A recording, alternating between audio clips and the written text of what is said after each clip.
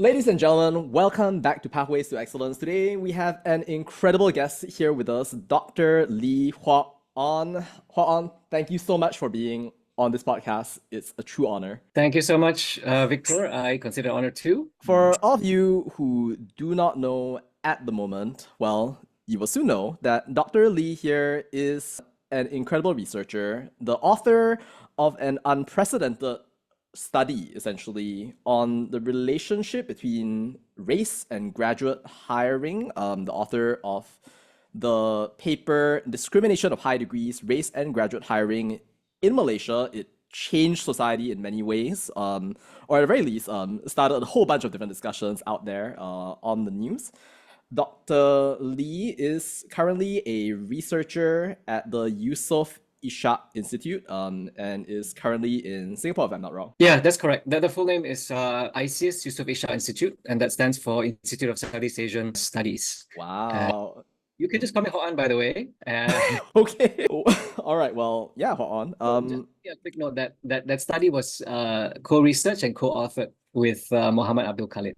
Indeed. And thank you so much also for that right there. Mr. Khalid, if you're listening out there, you guys have done an incredible service to Malaysian society, and Hwok-Aun, to you as well. So how's it going in Singapore, by the way? Like, exciting couple of days. I believe that just yesterday, well, you had essentially the historic visit from Sultan Ibrahim over to the Parliament of Singapore. He was welcomed by President Tharman as well. I'm not sure if you saw the dessert, by the way. Did you see the dessert? But there is a special dessert actually that well was served essentially by President Tharman. I will now show it to you right here.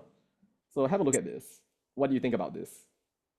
Oh, wow. Okay. It's cool. Right? Yeah, very, very neat. I guess as people would like to say, quite atas, yeah, at the same time, I guess. And it's about bridge building. I'm not sure if that's a pineapple tart or what is that. Yeah. I'm not sure either, but when I saw it, I saw what seemed to be like olives almost. And then like you have like a twill on top, which basically looks like a branch. So Yeah. olive branch, the peace or the new beginning offered after the destruction of the world from biblical times, which is like which is pretty interesting. But anyway, it's a true honor to have one of Malaysia's finest minds speaking with me right here. And yeah, like based in Singapore at the moment and well, sharing his knowledge with us. To start off our conversation, Hwok-Aun, maybe can you tell me a little bit about, well, discrimination of high degrees? I mean, like, what led you to eventually do that survey or that study, and what does it tell us? Yeah, well, again, thank you so much, Victor, again for this opportunity and your words and your kind and way too flattering words. So I was in graduate school in the US, 2004 to 2010, and somewhere in the midst of that, during the coursework, we were looking at quantitative methods, and we touched on field experiments. So that sparked the idea. I thought, wow, this is really interesting because these sort of studies have been done in the US, India, and many other countries. And I just kind of pinned that as something I really would like to do. And I returned to Malaysia, which was always the plan, to do the PhD and then return to Universiti Malaya. So I had gotten the study leave from the university. And so we commenced around 2011 when I had returned to UM. And the power of this study, right, is that it is a field experiment. So instead of asking people or like surveying, hey, do you discriminate? Oh, have to be against, and people may have perceptions about it, but also you don't really know what, because there's always many things that go into the decision-making process, right? To be called for interview, to promote and all that. And so there's what we call asymmetries, because I as applicant don't have the full picture as well. So we do hear people a lot complaining about the discrimination experience, but that also needs to be taken with a lot of, caution and circumspection. So the power of this experiment is that we actually have a control and actually observe in a controlled setting, or with the setting up the experiment where you're trying to observe a certain outcome and actual behavior or decisions that are made, right? Instead of asking people, do you or do you not? And so we did it following on this established and quite quite extensively used, but we had to customize it to the Malaysian context. We sent CVs to actual job openings, and we control, right, for having similar or comparable quality of CVs, but half of them are Malay and half are Chinese, so equal numbers. And then we observe the decision, which is who would get called for interview. And basically, the ultimate, the most important finding was, to whether there was a significant difference between the callback rate for interview between Malay applicants and comparable quality Chinese applicants. Because also the debate is, well, is it about race, is it about identity, or is it about quality? Well, in the experiment, we ensure that there's comparable quality. And we can also get other kind of data to have some more variation that we could, explore what these things of interest. What's the effect of the CGPA, language proficiency, and then the company or the employer characteristics, like who controls the company, job specifications, English language, quality, and so on. So there's a mix of findings, but ultimately, yes, we did find for the private sector in jobs that were listed as engineering and accounting. So engineering, mostly in engineering firms. Accounting would be for accounting and finance, banking jobs, but it would be across the spectrum of sectors, right? So we sent the CVs to these companies, 750 jobs, and we sent 4 CVs to each, 2 Malay and 2 Chinese. And then overall, there was a big differential. So out of 100 applications to 100 Chinese CVs that were sent to these job openings, 22 got called for interview. Out of 100 Malay CVs, 4 got called for interview. And it was really interesting because when I read it, and thank you for sharing that, well, I realized that it didn't really play in with, I guess, like a lot of people's expectations, at the very least, when they think about like the state of like discrimination kind of thing. And I think that you and I had talked about this before, that, as Malaysians, right, of course, we come bearing a heritage of a country that essentially has, well, people who are of Chinese descent, Malay descent, Indian descent, so to speak. And in many cases, people feel that they are discriminated against. I mean, I certainly knew about that when I was, hearing about like scholarships and a whole bunch of other things of that nature as well. And so when we think about, like, say, discrimination and discrimination against Malay people in the workforce, I think that is something that seems, well, counterintuitive in many different ways right there.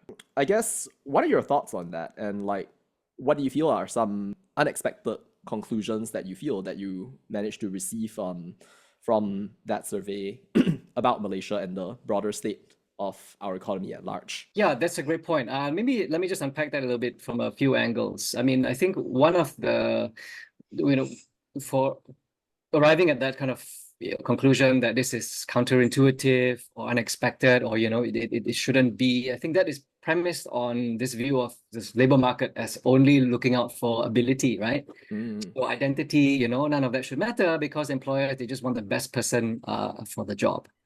I think this is, it's fine. This survey does show that, there's just a lot more to it.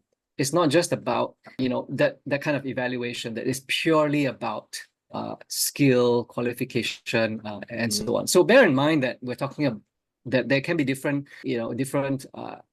considerations, right, depending on the job level and the specific context. So when at this entry level, right, companies are hiring, for a number, right? I mean, depending on the size of the company, right? But it's not so much as, I think the impression that people have in their minds is that, oh, it's just like you're looking for that one person. And so the labor market is, it will work. I mean, I think ideally, in some ways, you could argue, right, this is the way it should work. But the idea in people's minds, I think, is that, oh, it's just that this one job with something very specific, and they're looking only at all the skills and competencies to fit that, and identity shouldn't matter at all. People do look out for, work happens in organizations, right? In teams, where there's issues of whether people will get along, whether this person is a good match for the organization. And so I think, many other factors besides just what we might think as pure merit, right, would fit in, right? I mean, even if we think maybe to look at sports teams, one could argue, oh, you should just get all the best players, because really that's what you want, right? Only the best players for your team. But I think if you're assembling a team, you cannot just say get all the total best players, because they have to work together. You need to have left-footed, right-footed. You need to consider whether whether there's good chemistry. So it's not just about getting only the best and only evaluating on that. There's so many other things related to the group dynamics involved. Right. We do find, and I want to make this point very clear, that when we are saying there was racial discrimination, there is a technical definition there from the study, which is, just to reiterate, right, that when employers evaluate between Malay and Chinese applications of comparable quality, are they discriminating in the sense of significantly more likely to call one group more than the other? Right. And I think, it's just to clarify that it's a more value neutral sense of discrimination when we're saying it. And you think about the word as well, right? When we say you have discriminating taste, hey, that is actually a bit of a compliment. Of course, once we talk about racial discrimination, there is generally a negative connotation. But I just want to say that when we talk about in the study specifically as that take home point, it is meant in a value neutral sense, but we try to fill in for why, right? And we don't have the data because we had so much to manage and control for in this field experiment, and we needed to have that laser focus on what we were looking at, what we were trying to, which is the decision about who gets called for interview, who's not. If we try to pack in too many other things, then, and we had to do it in a way that is also covert, right? Because maybe needs to be clarified, the employers, they have posted job ads, and we send fictitious CVs to these job ads. That meaning to say these are credible CVs, but the names are all made up, right? Yeah, so they don't know, they cannot know that we're doing the experiment. It has to be something, right, that is covert. So we then cannot go on and interview the employers and so on and kind of break our cover. And so the study doesn't really explain why, or we don't have the data to really to say anything conclusive about. Right, I see. But we can postulate, because we also see, and let me highlight one of the interesting findings, that we talk a lot about language requirement in the context of this debate, right? Especially English requirement, Chinese requirement, right? People, react a lot when they see that as posted on job ads. I just want to say up front, I think by and large, it is a legitimate requirement in the sense that some jobs require it, and that when employers post it, it really is something that they genuinely need for the job. We also found, right, that, and they will substantiate this point, that Malay applicants who on their CV say that they are proficient in Chinese or Mandarin, they are more likely to be called for interview compared to the Malay applicants who do not declare Chinese proficiency. Of course, it also works for the Chinese applicants in ours, but it also benefits the Malay applicants. So that is suggesting that it's something that, the employers will say, oh, here's a Malay applicant who says he can, is proficient in Chinese. I'm more likely to call them for interview because they actually may need it for the job, or they really want to know whether this person really, they want to meet the person in the interview to see whether they really can, right? So yeah, I think we just want to, the whole idea really is to, shed some cooler light on this topic, right? There's too much heat. We want to have, and I think sometimes the heat is because people really are too hasty and reckless when they see these kind of things, that they straight away say that, oh, this is racism, right?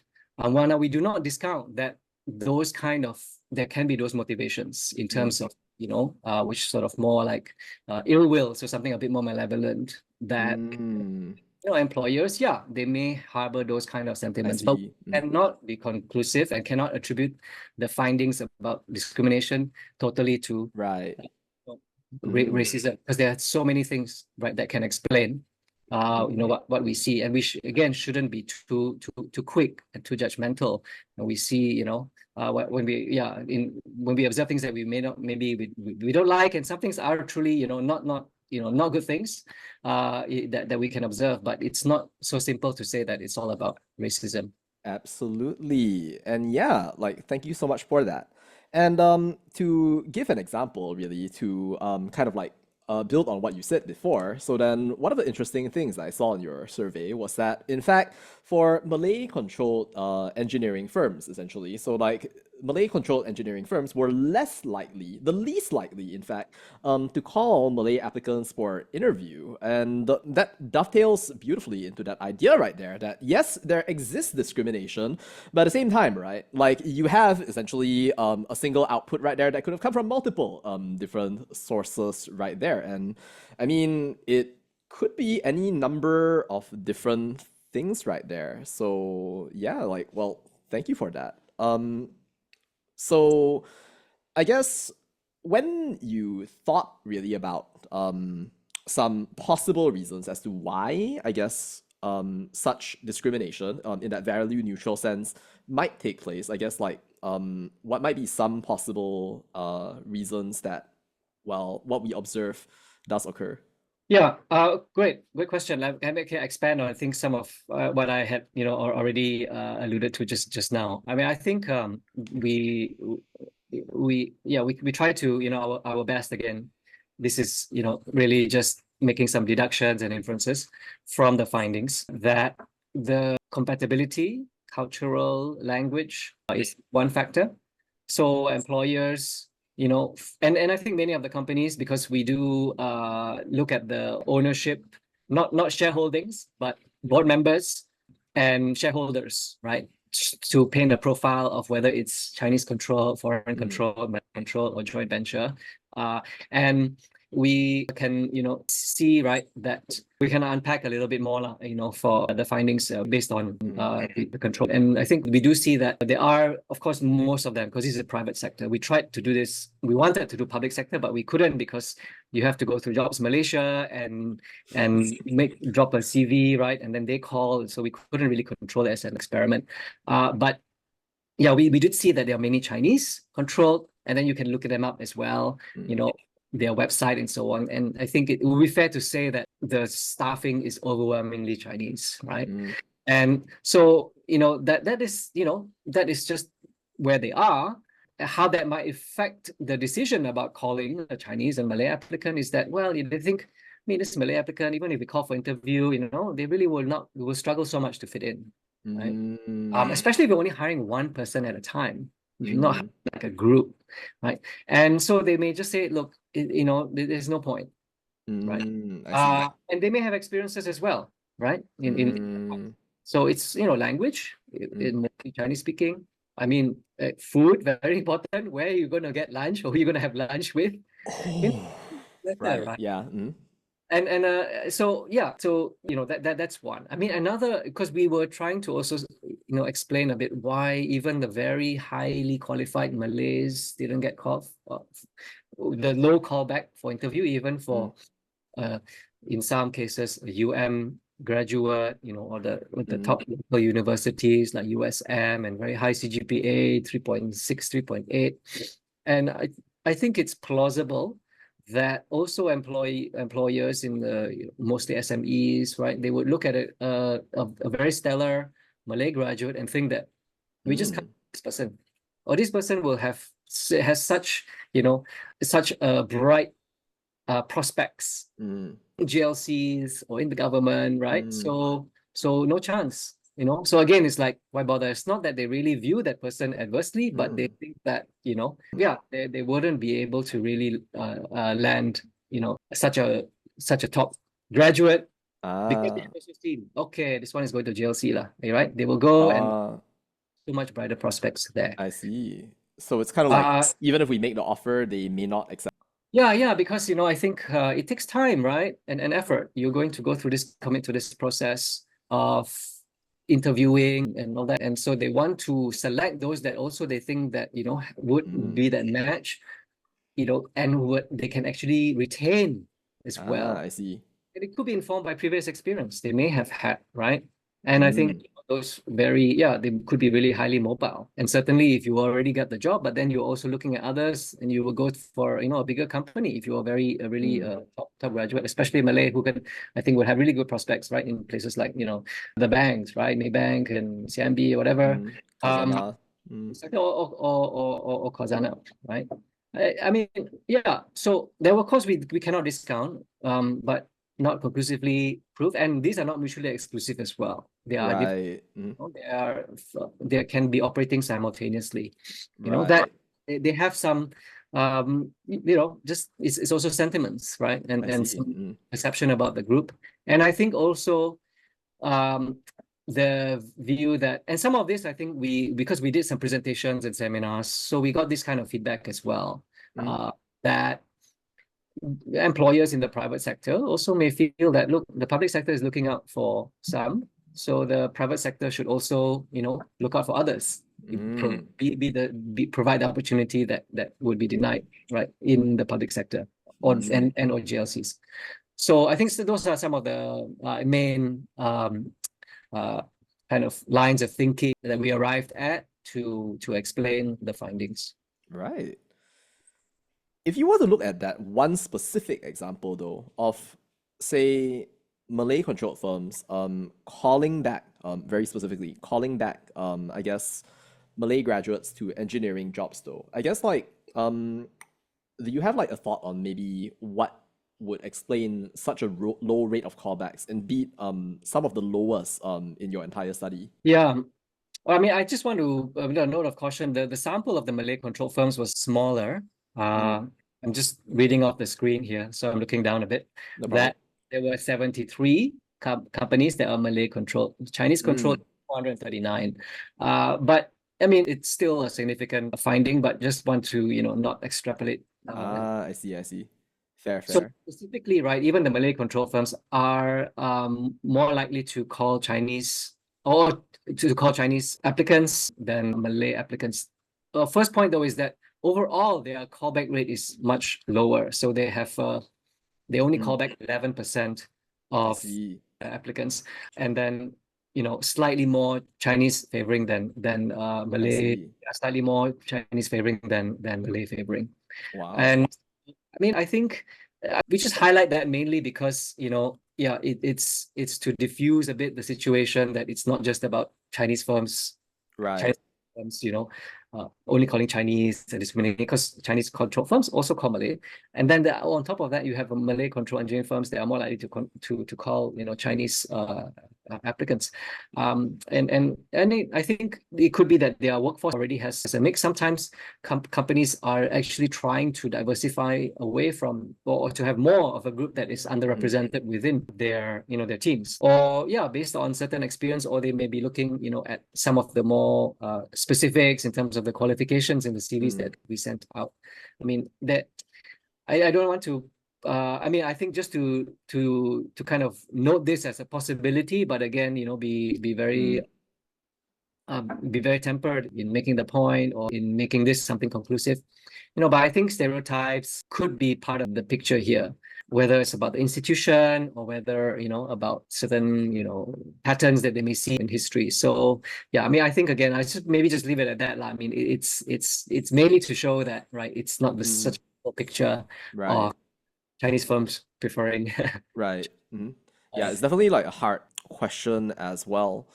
And it really unveils also that like there is so much complexity that is fraught into this. But when we think really about, shall we say, these kinds of outcomes, right? Even in the modern, shall we say, corporate world, of course, qualifying that by noting that it is restricted really to, well, accounting and engineering firms and also some of the constraints that you had mentioned before. So then maybe can you tell me, I guess, what essentially doing this study led you to kind of intellectually, well, careers wise, until you eventually got to, well, where you are at ICS as well? Yeah, I mean, this was one I was branching into a particular, inquiry and a field and a method. But broadly, the topic or the area, the field I had been studying and continue to, right, is related to uh, race, ethnicity, inequality, affirmative action, new economic policy more broadly. So it was aligned, and it was, I think, fit in as a subset of issues related to inequality and ethnicity in Malaysia. So I think I'm glad that, yeah, we did pull it off. I mean, with much trepidation, because it hadn't been done before. Of course, I can imagine. we knew were quite explosive. I mean, the magnitude is so much greater than elsewhere, but I don't want to be too caught up in that as well. I mean, yes, I think the fact that we had accounting jobs is quite representative of all sectors, right? So as in, this can be taken as, applicable to Malaysia, and you cannot just say, oh, only for this sector and not. It's a greater magnitude in engineering. In some ways not surprising, but if there probably would be differences if we had done it across other studies, and I don't think we need to fixate on the actual numbers. But still, it's a very the discrimination that we found, right, is still very significant, and more than in maybe almost any other study of this type done around the world. It's sort of filling in a very specific, more specific question. I think it also made me aware that to set the narrative and to try and in terms of the tone, the language of these sort of issues. So, I mean, yeah, it was the first time I'd done study like this, and I think rather naively just sort of said, okay, launch it and put it out there, but that's why I was very quick early on to initiate, right, talking about this is about discrimination that we mean in a value neutral sense. It's not about racism. Racism can be one of the explaining factors, but I think we didn't set the tone and that messaging right from the outset. So it was appropriated, it was misunderstood by different parties, and misreporting of the study still tends to circulate. I'm not surprised, considering, I guess, like the sensitivity that has been accorded to this kind of thing right here. And especially in the context of inequality and a whole bunch of different things along the way. So then, well, maybe let's start thinking really about the new economic policy, which of course is something that is highly controversial, in part because it came right after the May 13th event, an event that reflected tensions within society that later were, shall we say, attributed in part, I'm not saying conclusively, to economic inequalities right there, and eventually moving forward with a two-pronged strategy of eliminating poverty broadly within society and the elimination of the identification of economic function with race. Yeah, so like it's gone on in many different ways, evolved throughout the course of the years to where it is at the moment. To kind of start our discussion then on the NEP, what is it that fascinated you so much about the NEP that you decided to make it, well, an area of academic focus? I think the second prong of the NEP, sometimes called social restructuring, I mean, as you quoted, right, the reduction and eventual elimination of identification of race with economic function. From my studies as a student and early academic career, I felt that it's Malaysia's unfinished business, and something Wow. that or the great unfinished business. The And great unfinished business. I started out, yeah, I mean, being quite persuaded that I wanted to be invested, right, in advocating for reforms, for, the changes that I was schooled to think in, which was, oh, the NEP needs to be eliminated, or, it had this timeline and sort of exceeded that timeline. And then the idea came along as well that, oh, let's do need-based affirmative action instead of race-based affirmative action. So this is about 20 years ago. And I kind of bought into that. I mean, it is appealing. And I think as well as a minority, Chinese Malaysian, right, we do resonate a lot, right, with those kind of messaging, the mindset about the NEP. It's sort of a disposition to be against it, to yearn for its fiery its termination, or we cleave to this sort of notion that it was supposed to expire in 1990, and then you can warmly embrace this idea that, oh, we just forget about race policy. We just need this policy instead, now in a very sweeping and blanket way. So let me just say, yes, I was believing in all that, but in the course of my study and doing a doctoral thesis, I realized that it's just not tenable. There's a lot of misunderstanding about the NEP, a lot of kind of appropriation and distortion about what is originally by and imposition of people's own wishes onto what they think is the NEP. Because there's a lot about the NEP people talk about, and without even reading it. And so it's sort of this message that echoes right through generations. You whisper in my ear and I whisper it onward. But when I actually did the research and looked at the origins of it, looked at the policy that emerged from it, and just took a more objective and critical and rigorous approach, I had to re-examine it and rethink very, very fundamentally. So if I could then maybe just unpack that a bit more. Sure, and there definitely is a lot to unpack. I mean, well, personally, I grew up as well sharing many of those things. In your case, well, Hwok-Aun, so like maybe there's like the diplomatic, like, yes, there are many things to unpack thing right there. But if I were to bring in like basically even experiences from like say the family table right there, then people will be screaming, wow, let me tell you, these people are very unfair one, you get like discount here and there, 30%, and then like, oh, let me tell you, discrimination. You don't get scholarship if you are Chinese, or like various other things of that nature right there, which is actually not true because I got a scholarship from our government. So like anybody out there, study harder. No, I'm kidding. But yeah, like so if you could unpack that for us, then yeah, that would be an honor. Yeah. I mean, look, those are experiences, anecdotes, maybe direct, or they know somebody, it's in their family that have experienced that, or they observe that. And I know there are legitimate grounds for certain grievances and sense of injustice and unfairness. I think there needs to be space and maturity to express that.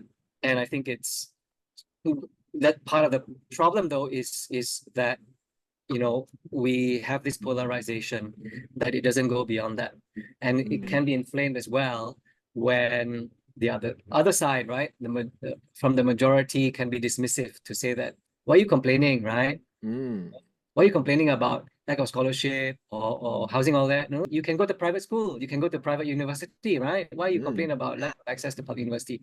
Many things can be true at the same time. That's right? true, yeah. There can be discrimination that provides unequal opportunity to public university, and also there is opportunity in the private sector, but that doesn't mean that one washes out the other. There is still this element of unfairness, inequality, unequal access, right? And I think it should be just acknowledged upfront. Another word for affirmative action, these policies, is positive discrimination, because it is a discriminatory policy. And again, using it in quite a more value neutral sense, right? Because it is providing some groups preferential opportunity in specific sectors. Okay. We have articulated these sort of things, these grievances for many, 50 years since the start of NEP. And if you could go even beyond that, because it started in 1957, except in a more literal sense, in accordance with Article 153, which is reservations, of a reasonable portion of positions in the public services, in scholarships, and I think it's licenses, right? So there is something that is quite specific that I see the early government, the Tunku Abdul Rahman administration, adhering to. It didn't just appear in 1971. It didn't start in 1971. It was massively expanded under the NEP in 1971. But we need to acknowledge how deeply rooted it is, right? As well as in the Constitution, and not as a way to end the conversation, but just to start it on that note with a proper context, right? And then we could say that, well, then we can really dive deeper and really grapple with the complexities. But I think we don't want to start out with a denialist kind of position. Or another popular one was that, the NEP was never about this in the first place. It was never about race, but only became politicized over time. I mean, the second prong is very explicit already. right? Mm, So I think the NEP is a good place to start in the sense that it provides a template that we can see that there are two fundamental policy domains, right? And this is how I'm addressing where we can go beyond, the issue of the grievances and sort of the unmet yearnings for reform and change. I think speaking to, and as Malaysian Chinese and to the Malays especially, right, we need to have a more informed and broader and comprehensive and systematic perspective to be able to articulate, yes, what the stake and where we feel that there is still that unfairness, but to also see the other side, right? As I was saying just now, I think the dismissiveness both ways. There is this dismissiveness that says that, oh, the minorities, you shouldn't complain. I think that is not right. But it's also not right for us, right, to be dismissive and say that, oh, like the Malays, the Bumiputra, when they express that they have certain anxieties or they're very hesitant about the reforms, we can be very dismissive. Oh, don't lah, you control political power, right? You have some football in GLCs, you have no right to be anxious. And then we reduce it all to simple things like, oh, it's just about the political interest or and so on. And very dismissive about the anxieties and insecurities. I think there needs to be as well acknowledgement on both sides, right? But from this perspective, acknowledging that, look, there are legitimate grounds for the majority group, right, to be anxious when people talk about, oh, reforming these things or taking away the NEP and all that. So, but let's come back to the NEP, because I think it can be understood better and clearer, and we can update it to the present day in a way that I think can move along a conversation in a way that is more constructive, not entirely without conflict, but at least we can engage more. So the two prongs, right? The first was in the 1971 expressed as eradication of poverty, irrespective of race. And the second is this social restructuring, which had all the elements of, especially promoting Bumiputra interests and so on. Now, I think the first one, we need to understand how they are still, the usefulness and still relevance of it. Because the first is related to provision of basic needs. And I think we can bring that, modernize it to the present context, where we're talking about what are the rights and entitlements of society. And those tend to also be elements that are related to well-being, related to, and provided on a universal basis. Things like the right to vote, to, public health care, minimum wage, basic schooling, right? So these, we can build on the NEP, that first prong, because it's not just about poverty eradication, but there is actually so much more. And Malaysia has come quite a long way in reducing poverty. So poverty eradication still remains there. And that also should continue to be something that is conducted irrespective of race, because it's a question of basic needs for all. Now, the second prong has, in contrast to universalism, is group targeted, right? And in contrast to providing basic needs, it's about expanding participation and upward mobility, empowerment, capability, and so on. So it's not primary schooling. The second prong is about tertiary education, because that's a springboard in specialization, right, towards upward mobility in the labor market. And that's where the disparities between the groups was very stark when it comes to higher education enrollments, when it comes to participation, right, in different higher level occupations, right, in owning and operating businesses. Now, that logic still applies. So there is that distinction. There is an overlap in that if you provide basic needs, yes, you will provide more broadly that all groups are also more able to enter university, to move up occupationally, right? And this empowerment objectives. But there still remains some barriers. And I think that the issue that country after country has encountered when they have these disparities in those specific areas of higher education, and the upper reaches in decision-making positions. In some countries, they do it by politics. They have also policies so that groups are represented in politics. Why? Right? It's targeted, meaning because that representation is important for the decisions that get made, for the esteem of the group as a whole. So country after country that commits to this as a national objective, they also have, in varying forms, but all have in common some element of group targeted policy, and it is giving some preference to the group. You cannot just do a universal policy. You cannot just say, let's help the poor of all races. And you expect that, oh, there's going to be, empowerment and upward mobility. You cannot just say help the poor and then you will have, Bumi Putra, SMEs and game changers and that sort of thing. If you want to have the Bumi Putra SMEs and game changers, right, you need to have policies that are also targeted at that group. Now, let me add one more thing. Although, yes, it is predominantly about the Bumi Putra beneficiaries of these programs, over time, Malaysia has also been introducing other group-targeted policies, group-targeted policies for other beneficiary groups. There are some for women of a much smaller scale than the ones for Bumi Putra, and there are some for Indian in business loans, in credit guarantee, in some tertiary education as well, and for Orang Asli as well.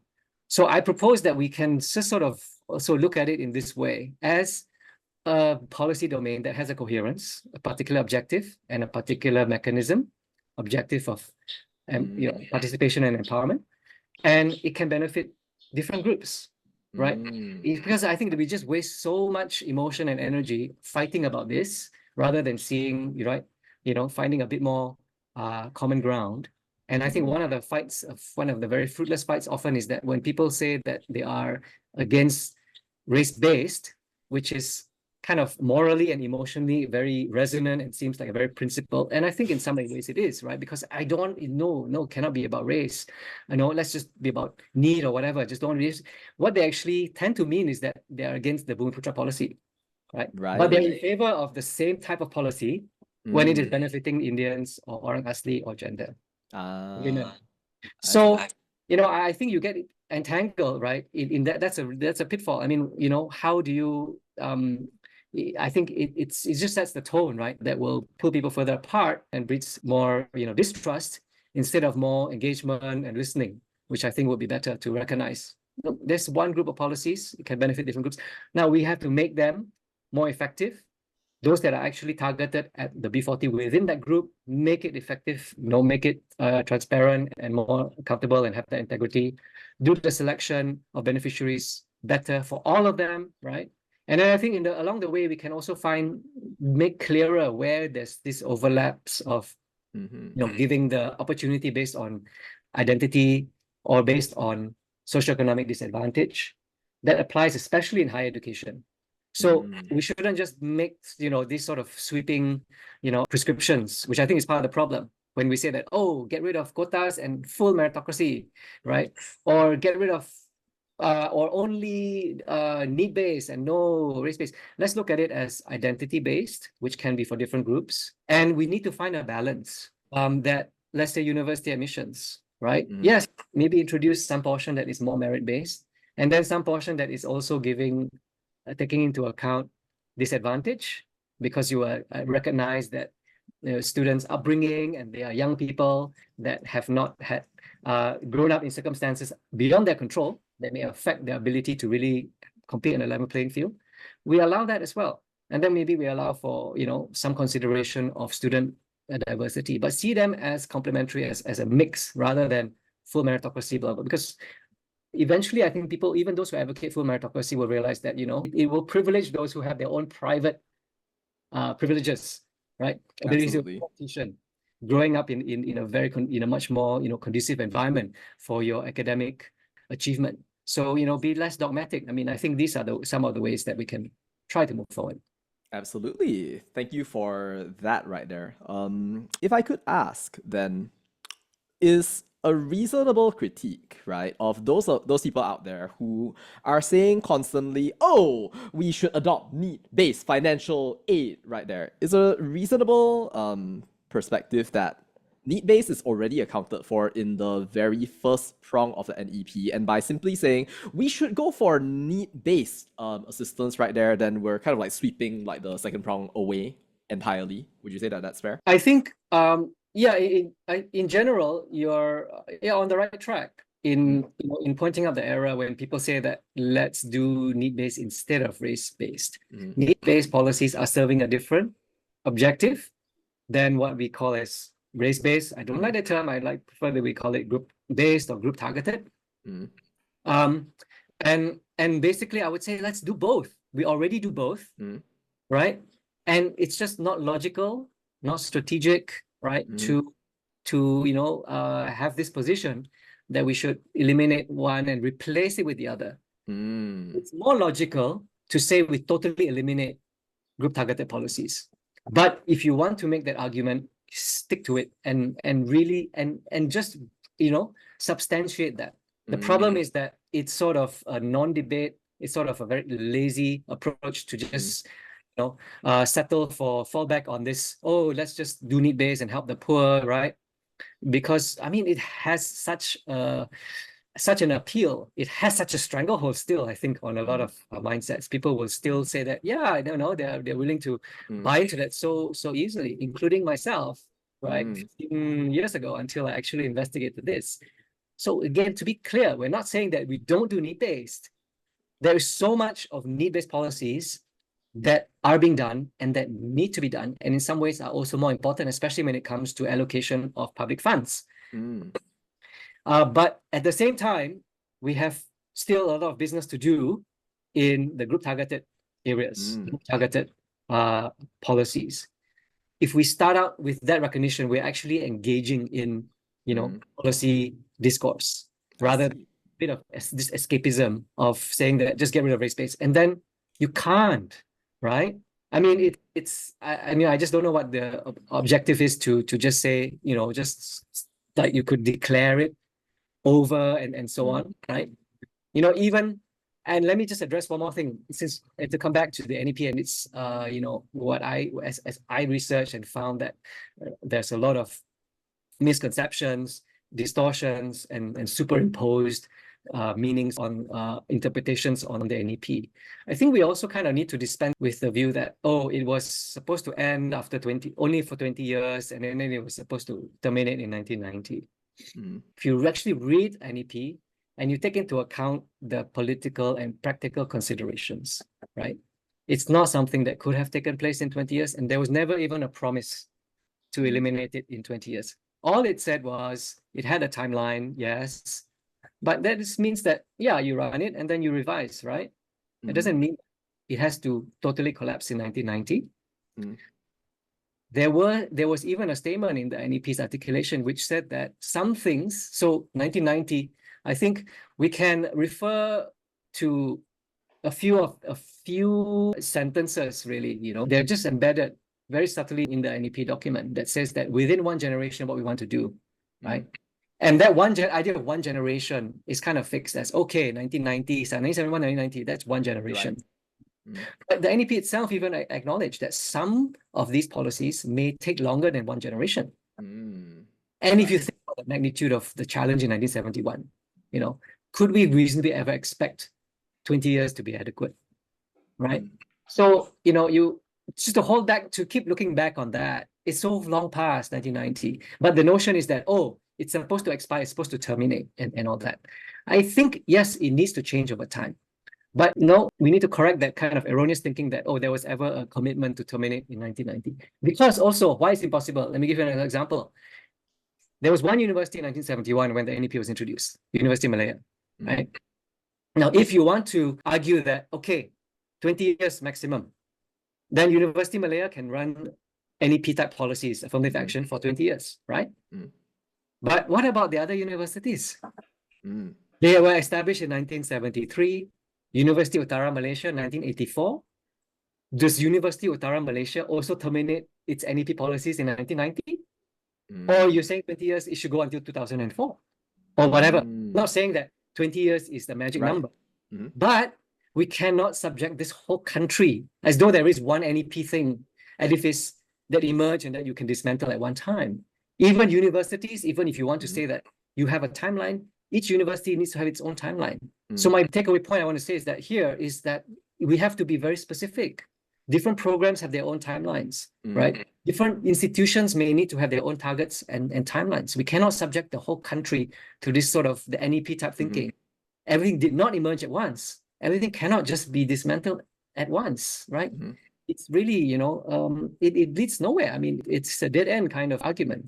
It doesn't even logical, and let alone the political and practical implications of thinking along those lines. Change and reform can take place, just we got to be more specific, right? And look at it program by program. Mm. May I then ask a question? Would it be that maybe the reason that we cannot end this right here is that we started the NEP for a reason, but we had not accomplished the goal? Would you say that that's a fair characterization in some ways of why it is that we cannot end it at this point in time? Yeah, the way I view it, and here is where I think the NEP had its flaws in terms of how it framed, articulated, and out the policy. Ooh, So sorry to interrupt, but before we do that, may I show you something? I'll turn off my camera for a quick bit. It's a bit of an interesting surprise. So, in relation to the NEP right here, I would like to show you. Have you read this book before? not cover to cover, but Not cover yeah, to cover. Okay. that's That is Mahathir Mohamad's The Malay Dilemma. And part of the reason why I mentioned this in the very first place is because also partly, so as a group-based redistribution policy, it is, I mean, like the NEP is essentially a policy to uplift essentially the Bumiputras in our country. And of course, you might essentially think to yourself, well, that seems unfair, or various other things of that nature. They are the majority of our population right there.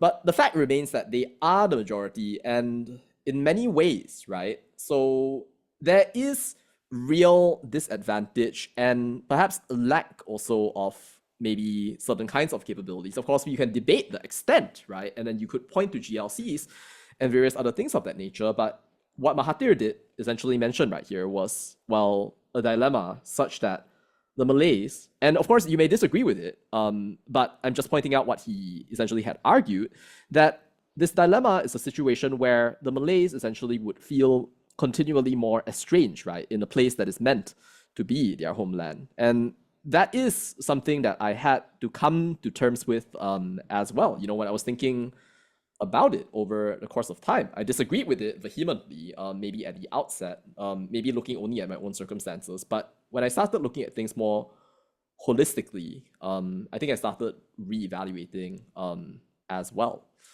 But so I guess, what do you feel might be like the role really of the NEP really in, well, helping to address this kind of concern right here? And I guess, what do you feel are productive steps, right, that we can make from here, now, and moving forward into the future as we lay the groundwork for a more productive system of policies that will impact or transform Malaysia in the days to come?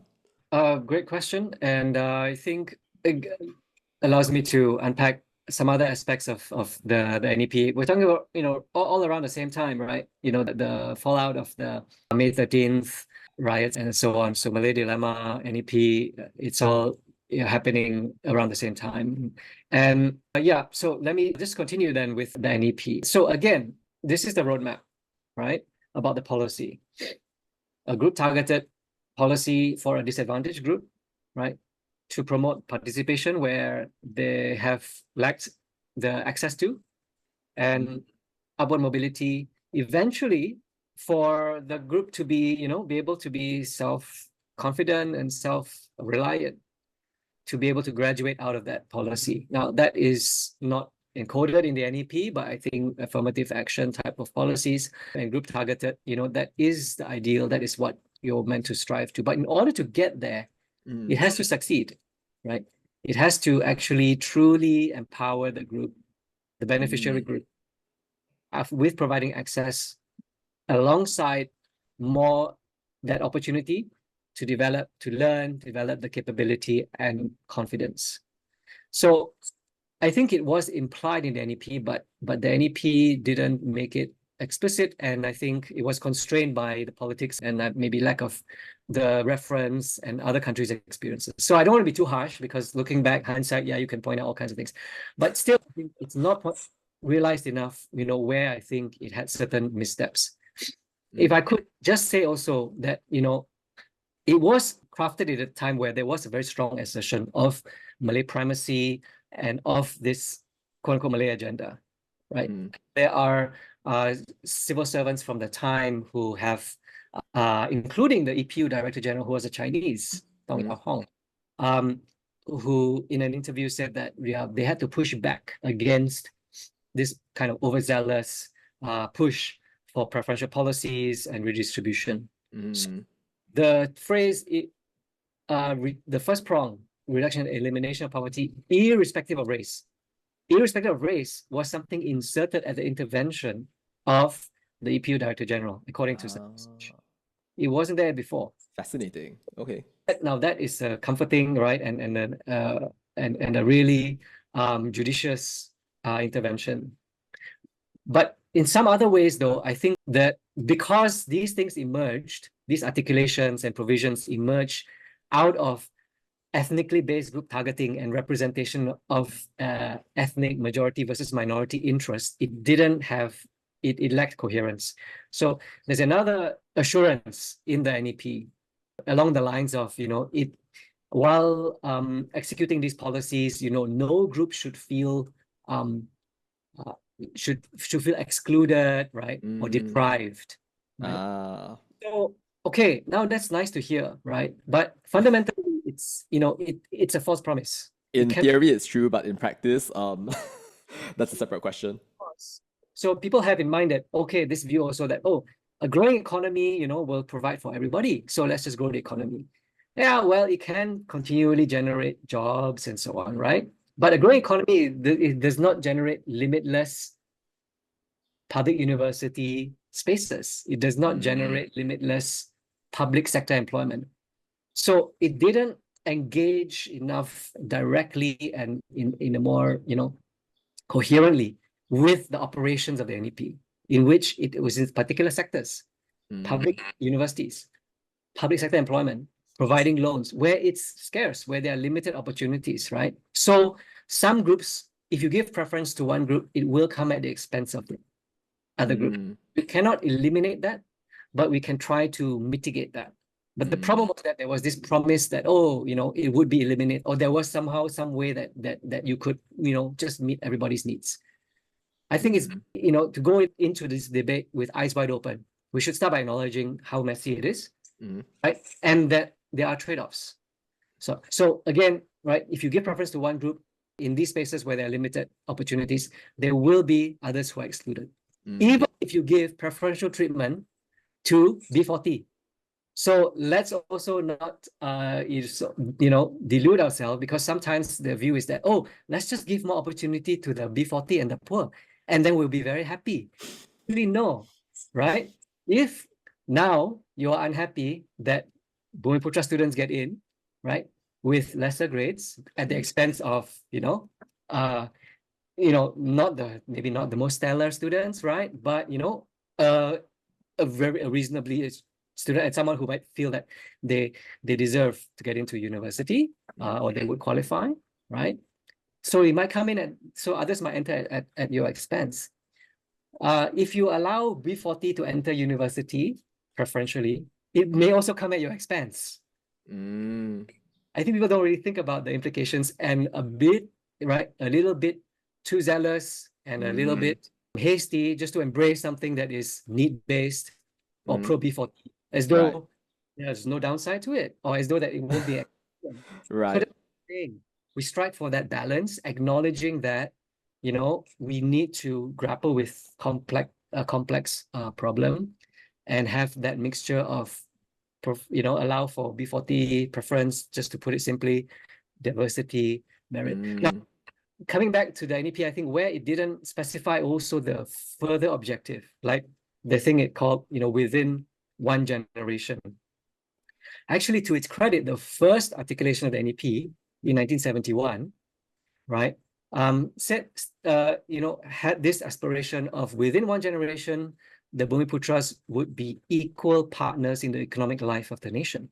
That is, ambitious, it's broad, but it also is suggesting that I think it's aligned with what it's supposed to be, that the Bumiputras, right, would be empowered, they would be, able to stand on their own feet. I think it conveys that. However, by the time the NEP really took effect as a full-fledged plan in 1976, So it first appeared in 1971 as sort of a vision statement. In 1976, it was a full plan, right? So it's not even like 1971 was the start. It's really more the mid-70s, right? And people don't even, it's not even really, there's not enough realization and I think education about this. But by then, 1976, this ultimate objective, this within one generation goal of the NEP was reduced to Bhumiputra owning 30% equity. Oh, yes. That is very Yeah. telling, because also by then, there is this fixation with the equity ownership. Right. The Industrial Coordination Act, right? If I'm not wrong. The Discrimination Act had appeared, right? And reading some documents in the research, I think this was Gerakan or MCA newsletter. There was even concern that some people were pushing for the 30% equity to be achieved by 1980 instead of by 1990. So it was certainly a time where there was an aggressive push, which is something that is acquisitive. And I think the attention kind of shifted towards acquisition, which is, of course, not to totally deny it, right? There has to be many changes, including ownership. But again, it's a question of emphasis, which trickles down into how policies are implemented and when they get more politicized and so on. Those are the ones that are most problematic because there's a lot more to be had when it comes to getting, assets, getting rich quick, right? Versus building up, businesses, SMEs from the ground up, small towards medium, versus really investing the attention and resources, right? And all the policy attention and the monitoring and really pressing for results in terms of developing capability in higher education and so on. The NEP, right, didn't really have enough of a vision to say that we're promoting access, we are promoting, and we must be along the way developing the capability. Because it is only with that you really, can equip the beneficiary group, the community, to then say that, yeah, I think we actually can, right? We feel more confident, confident enough, right? That we could, graduate out of this system, right? I mean, I know this is also a bit idealistic to think along these lines, but I think the way that I see the policy runs towards some fruition and be able to, grapple with more significant change. Let me just say that, I think there's three perspectives, essentially. And the first is, I think this is to put in a different light what I had already said, right? And I'm speaking, I think, mostly to those firstly who are very critical of policy and want to see it change or want to see it dismantled or however you want, want to put it. The way that we have tended to think about it is that we can guilt the majority into changing because it's so unfair. Right? It's so unfair on the minorities, and therefore you cannot keep doing this. You have to stop. So it's based on guilt and a sense of unfairness. I don't see, right? I mean, I think, there is some space to articulate that, but whether or not that can deliver the change we need, I doubt it. I don't think that will, based on... Probably not. We tend to hear also is that, oh, this is a failed project, and therefore you should abandon it, right? So it's basically about, stopping something that has failed. Now that is premised on a certain view that, oh, it's sort of this unmitigated disaster. And we might hear that now and again, and some people might, like to entertain that view. Two problems there. One is that I don't think it empirically holds up that NEP has been such an utter failure. I mean, so many things you can point to, right? Many ways of progress, sustained economic growth, decline poverty, growing Malay middle class, and so on. Problems along the way, but whether it's been such a failure, I think that's just a very hard case to make. And the evidence, I think, would be against it. But secondly, if it has really failed as badly as the argument says, that means the Bhumiputras are not able to graduate, right? So you set up an argument with these premises, but when, if it's true, right, those premises, then it will fall apart, because if it has failed, you cannot dismantle it. It comes back, I think, to the, this is the logic of it. This is how it has to develop over time. It has to succeed in order for change to happen. It has to really succeed in promoting access, in developing capability in the Bhumiputera, right, community, for the community then to to even begin to contemplate changes. Mm-hmm. And we're not even there yet, because I think there are still many ways in which Malaysia has fallen short in developing the capability. This is more of the economic side, which I think is certainly important. Of course, it's also a political issue, but I think we need to grapple, on the economic issues and social aspects a lot more systematically, a lot more rigorously. Thank you for that. So, as you think about these dual issues of access and capability and the way that the NEP has promoted these things throughout the course of time with mixed levels of success here and there, well, this channel is, of course, primarily about education. Of course, there are many ways in which education can manifest, and in its etymology, essentially deriving from the Latin word educere, it simply means to bring out certain things right there from within perhaps the mind of a person. And so when we think to the broader context of this current generation and the generations that are to come from here, then in what way do you feel are some things that we should think of as we think about promoting access and capability for these generations, in whose, well, triumphs we may not experience, but perhaps can set the foundation for in the days to come? Well, I think education, is the most consequential arm of the NEP second prong, or these group targeted policies, right? Because by nature, right, at its core, it's about learning, it's about acquiring ability. That's one. There is a constant stream of people who will be growing into the age to enter, right? So it's sort of continuous as well. And also, what can you do with the degree is, something to graduate from the studies. You can take pride in it, right? But it will obviate the problem that are associated with some of the other policies, because you cannot get a degree and then go and sell it on eBay for fortune, right? And there's been problems. People get contracts and then they outsource contracts, or you get cheap shares and then you wait a while and then you sell it off for a quick profit, right? So I mean, laughable, right? But also quite serious. That sort of implication. And I think I come back to where it's always been a priority for sure. Yes, right.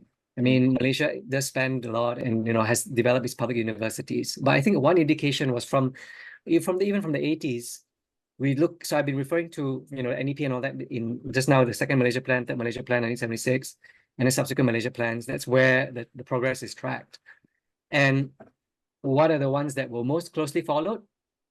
Equity ownership, right? How Malaysia is doing towards 30%. Early on, there was even report of the higher education attainment of the different groups, especially the Bumiputra. But they stopped reporting on that already by the 80s. And we don't know. And it's sort of very just patchy here and there. We get we just sort of impressions about what the situation is in the public universities, right?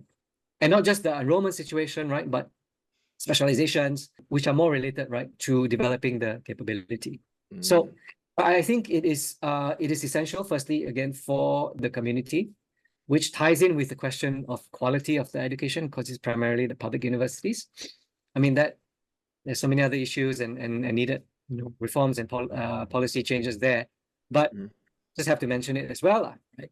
And it's not all tied up with this group preferential policy. I think administration of universities and so on brings into consideration many other things. Focusing on that, right, on higher education, not just universities, the professional, technical, vocational as well. I think from a Malaysia perspective, more attention there is also warranted, because it's the area where there is most room to integrate what I think many people want, which is to integrate provision of opportunity, not just based on race or identity, but also based on disadvantage, right? And especially that, right? It's much more limited. You can't really provide loans, right? Maybe microfinance, which is meant for low income, right, or for solving poverty kind of problems. But if for the other objectives like developing, a very dynamic commerce and industry, that one, cannot really operate on the basis of giving preference to the poor. There has to be given preference to the capable or those who show the promise, right? Mm. Whereas in higher education, so this is again, right, reinforcing the point that we cannot look at it, all just homogeneous, treat them, homogeneously. Um, the policies in promoting in loans and business is one thing. Higher education also, we need to have a different approach. But higher education, that's where, yeah, we can do what more. I think there are these yearnings, right, to provide opportunity, not based on identity, but based on advantage. And so I think, yeah, these are some of the reasons why, yes, yeah, higher education, deserves to have more attention. I see. Wonderful, wonderful. Thank you so much for that incredible sharing.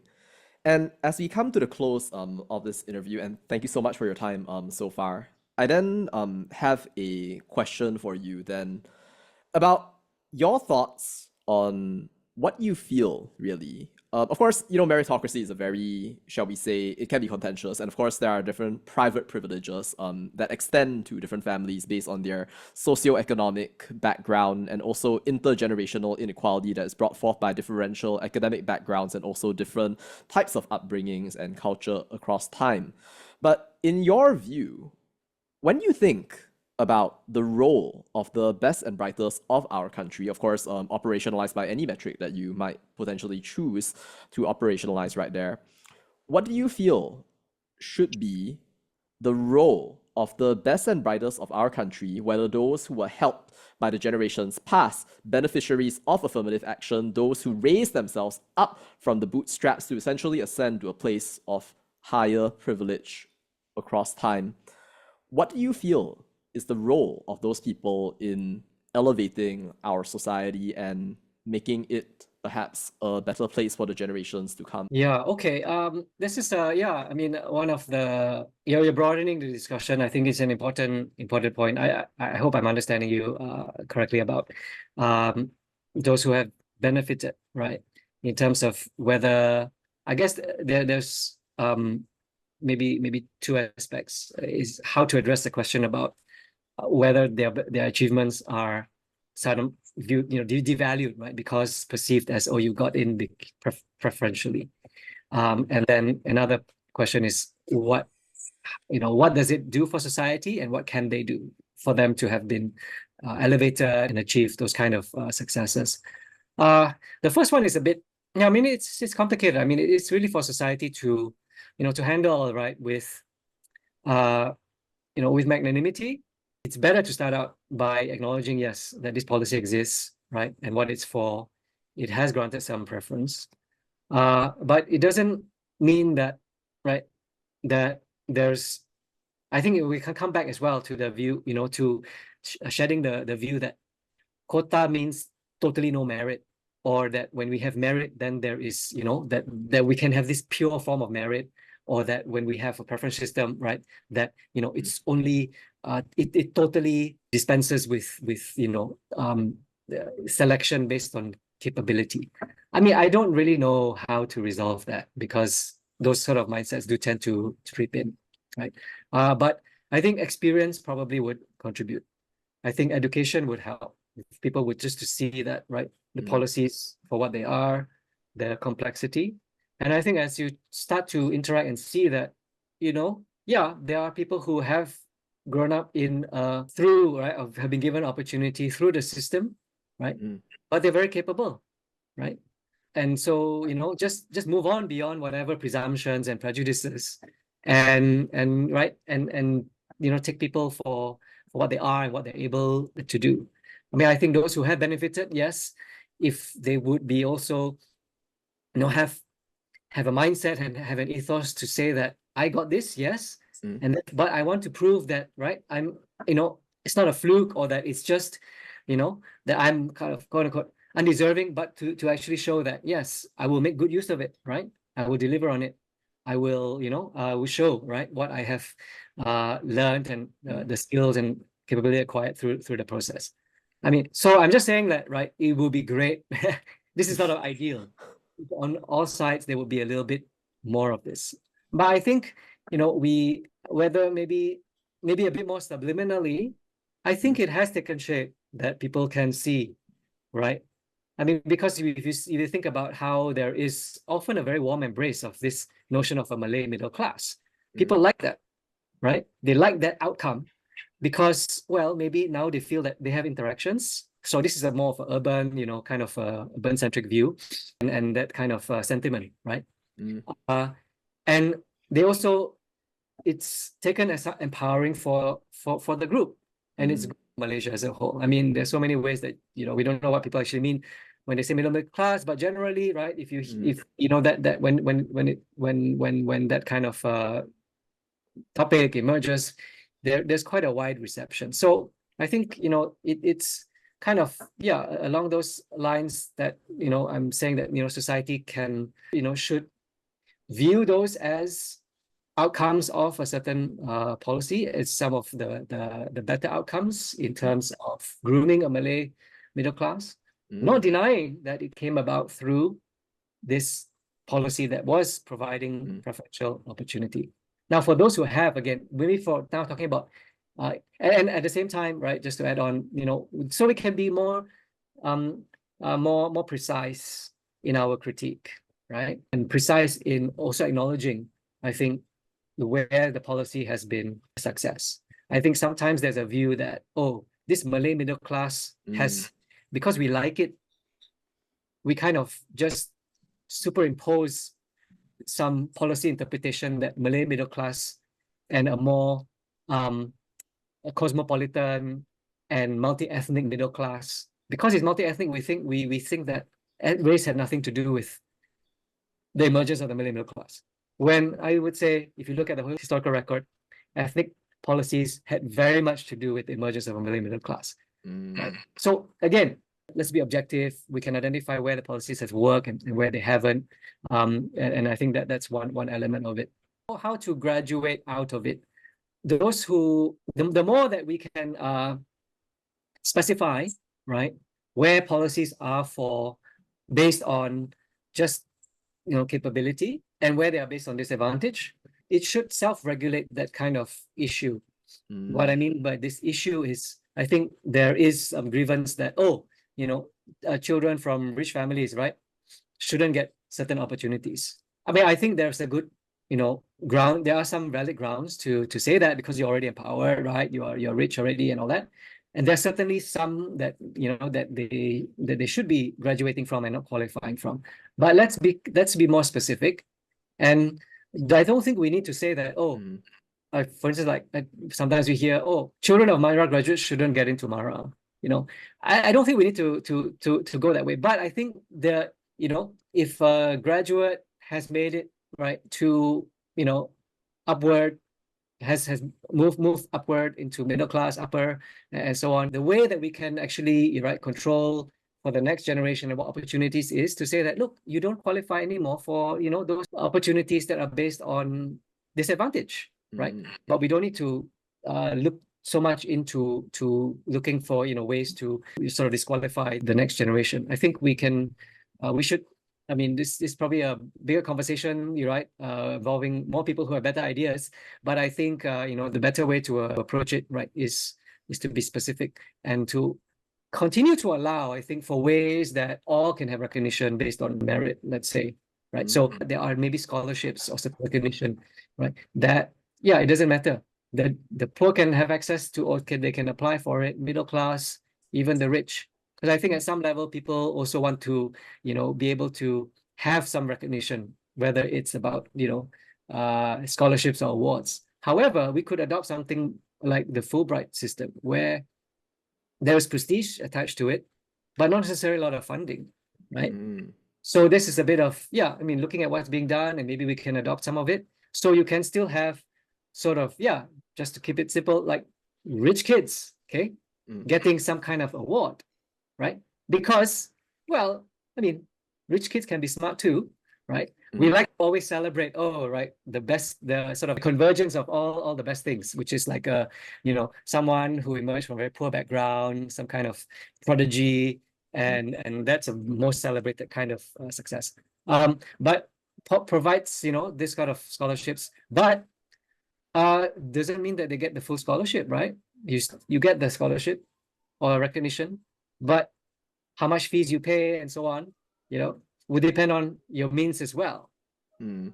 So financial aid based on, that can be fully funding because people cannot afford for the targeted for the poor is one thing.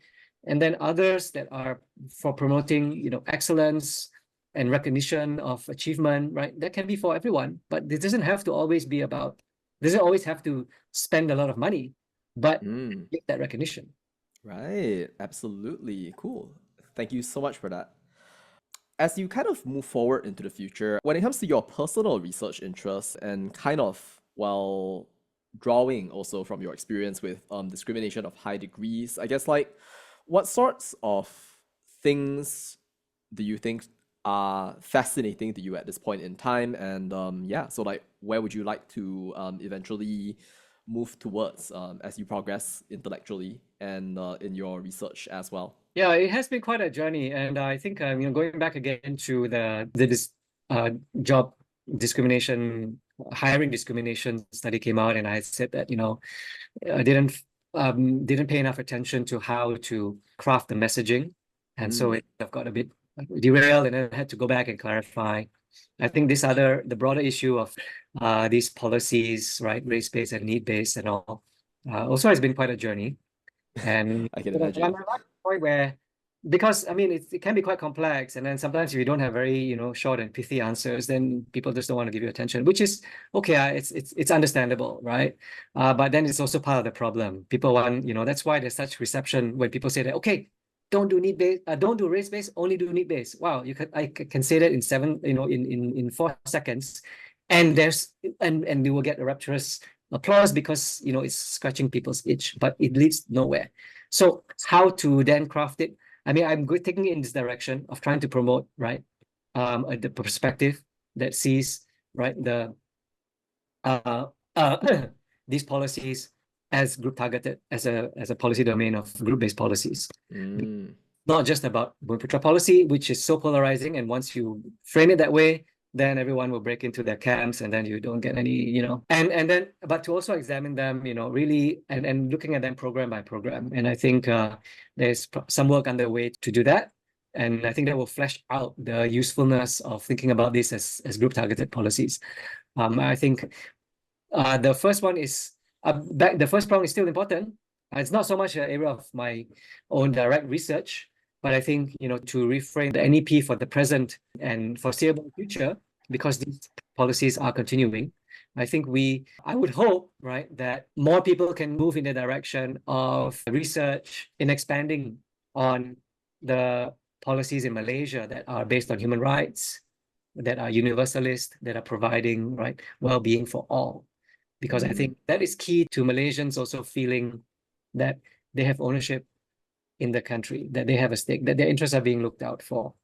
I think that is inadequately addressed because we fall back on the NEP, which is eradicate poverty irrespective of race. It had its time to say that. I think right now what we need to do is saying that, look, we provide equality for all in these specific areas, or universal provision of well-being. And I think, that will help to also message to all B40, M40, and so on, that there's actually a lot more that the system provides for them than we often acknowledge, because we don't mm, fixate on helping the poor regardless of race. And well, I'm not really poor, so what are the things that are provided for me regardless of race, right? We have to go beyond helping the poor regardless of race. mm, That message started in 1971. mm, But there's so much more that we actually do, irrespective of race, gender, anything. mhm, But we do them better, and we need to actually inform people on how mm, to, on what actually is on offer and what is being implemented, right? mhm, Health, social protection, all those things, mhm, yeah. And I think that would help people to see that, okay, yeah, actually, this is, yeah, what's in it for me. There is, mm. there's a lot more. All right. Wow. Well, thank you so much, Hwok-Aun, and to all of you out there who are watching out there, and you have the knowledge, the capabilities, and ability to share with the public as well, then that's definitely something incredible to do. And Hwok-Aun, do you have any, I guess, like, well, last words, thoughts, advice, projects that you like more people to know about at this point in time as well? Yeah, I think I just want to say, it can be a very challenging undertaking to rethink these issues. It certainly was for me. So just want to urge people to grapple with it, but don't just simplistically and unquestioningly accept whatever the assumptions or whatever you may have been schooled or socialized to think in, especially to think that, oh, as a minority, I need to hold this view. As a majority group, I need to hold that view. I think it would be great, to re-examine that and to really also, just to rethink the fundamentals and have more empathy as well, and try to engage in this on the basis of not just your own grievances, or albeit, they can be legitimate and you have a right to feel a certain way. But also, in reaching out and listening with more empathy and seeing the other side and actually finding some real and concrete constructive solutions. Thank you so much. Ladies and gentlemen, that was Dr. Lee Hwok-Aun. Hwok-Aun, thank you so much. It was a tremendous privilege. Thank you so much, Victor. It's a great initiative. And I just wish you, all the best in this endeavor. Thank you so much.